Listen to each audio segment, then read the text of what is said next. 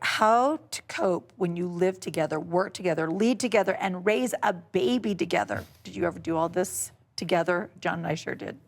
So work together, live together, lead together, and now they're raising a baby together. How do they cope?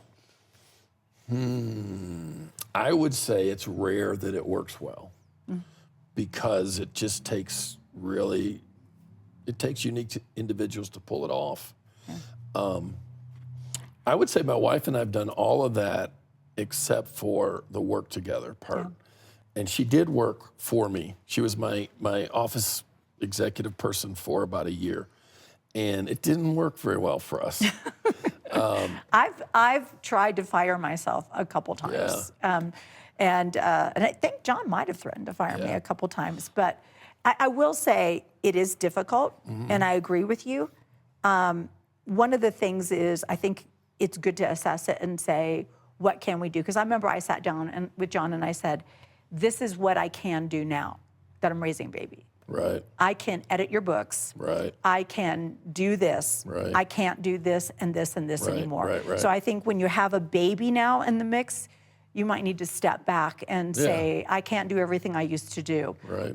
Or, hey, I remember I used to pay all the bills back when they were writing checks and stuff. And when it went electronic, John was like, I don't need you to do this anymore. I'm going to take this. And it was wonderful. Yeah. So we had this different rhythm. But John and I would say, it is a unique situation. There's a lot of couples that don't necessarily have the grace of God in their life to do it like we do it. And that's all I meant by that. I think, I agree. There's a lot of things that come into play. Yep. When I laugh about the year my wife worked for me, because the way it showed itself was not in some ways maybe that some people would expect. It wasn't like we fussed at work and that kind of thing. It would more be sitting at dinner and, you're home and you're kind of trying to unplug. Yeah. And, Colleen would say, well, hey, we need to deal with blah, blah, blah. And I'd be like, baby, I don't want to talk about that right now. And it was just this weird, and then every once in a while you'd have to have that conversation. Okay, now,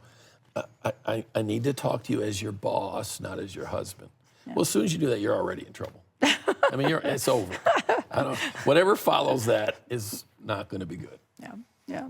Well, it's actually made us grow up a lot. Sure. Because we've done it every possible way wrong.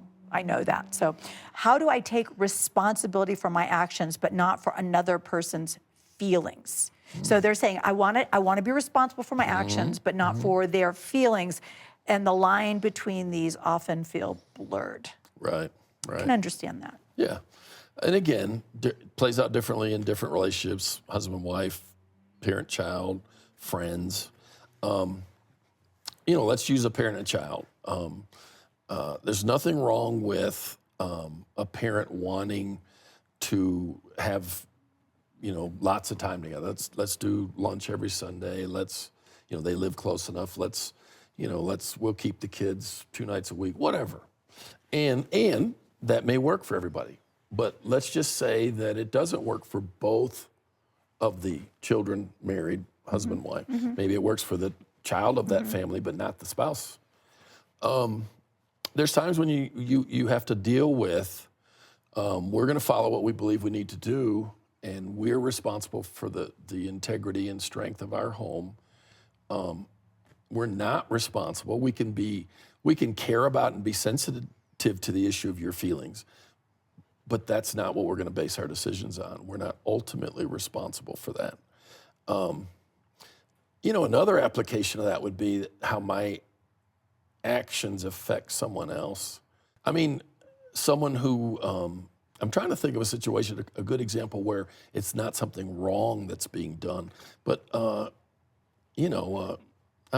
there's some that are not wrong, but they cross the line and become wrong.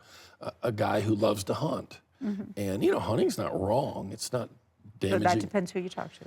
But yes. Damaging and destructive in and of itself. But what if over time, or maybe he started with a blind spot of how much hunting is okay. And what he doesn't realize is that his wife's starving for time with him, where she gets the same amount of passion and attention as hunting has. and or just time out of her own rhythm where he's kind of taken up some of the slack. So there's lots of ways where we've really got to look at our actions and their effect on other people. You know, my husband, he loves birthdays. He thinks that, like, there's a birthday week for John Bevere. I mean, like, he loves So he birthdays. loves his birthday or birthdays? He loves his birthday. He loves his birthday.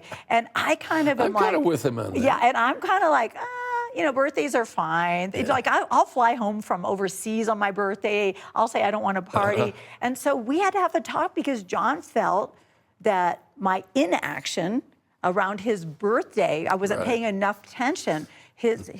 My actions of ignoring or being like, hey, you're grown now. You don't get to be like, we're doing the boys now.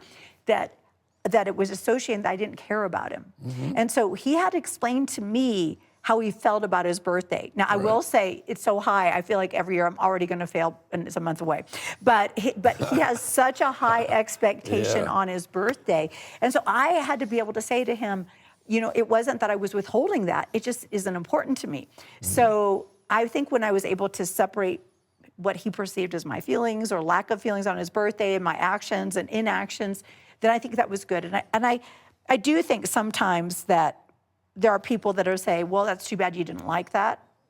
I think we need to have a responsibility that if we care about the person, if my actions hurt them, I need to say, why? Why did that hurt you? Okay, well, and have that conversation. And if it's just silly, then be able to say, well, that's not what I meant.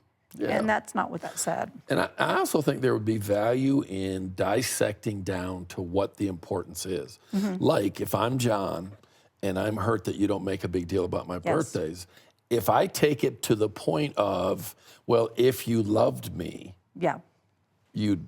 That's, signing too much value to it. That's not fair. But I don't think it'd be wrong to say, because of this or that in my childhood, because of this or that, whatever, it really, really means a lot to me. That's probably in an acceptable zone. Absolutely. You know, but not if you make it about, well, if you loved me, blank. You would do this, right.